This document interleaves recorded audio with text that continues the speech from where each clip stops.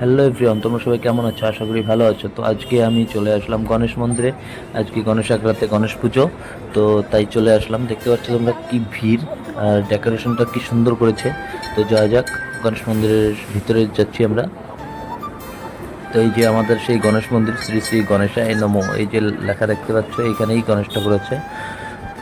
তো দেখতে পাচ্ছ কি ভিড়, দিনেও ভিড় ছিল। দিনের আমি একটা শর্ট ভিডিও বানিয়েছিলাম, দেখেছো হয়তো। তো এটা হলো তোমার ভিতরটা। এই গ্রাউন্ডের মধ্যে বসে থাকে মানুষ, মানে বসার জন্য জায়গা এটা। এগুলো রুম দেখতে পাচ্ছ, এগুলো রুমের ভাড়া থাকে।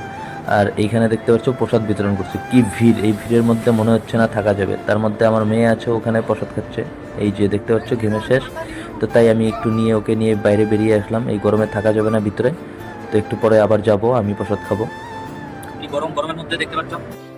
প্রথমে তো দেখলে ঘেমে কি অবস্থা, তারপরে আবার এই যে খিচুড়ি নিয়ে বসলাম।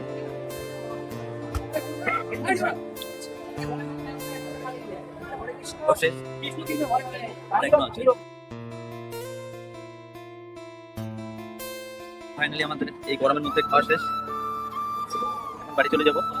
তো ব্লগটা এতটুকুই ছিল, আর বেশি বড় করবো না। তো যদি ভালো লাগে please like, comment, share, subscribe. আর ফেসবুক থেকে দেখে থাকলে পেজটাকে ফলো করে পাশে থাকুন। দেখা হচ্ছে নেক্সট ব্লগে। আজকের মতো টাটা, বাই। হ্যাপি গণেশ চতুর্থী।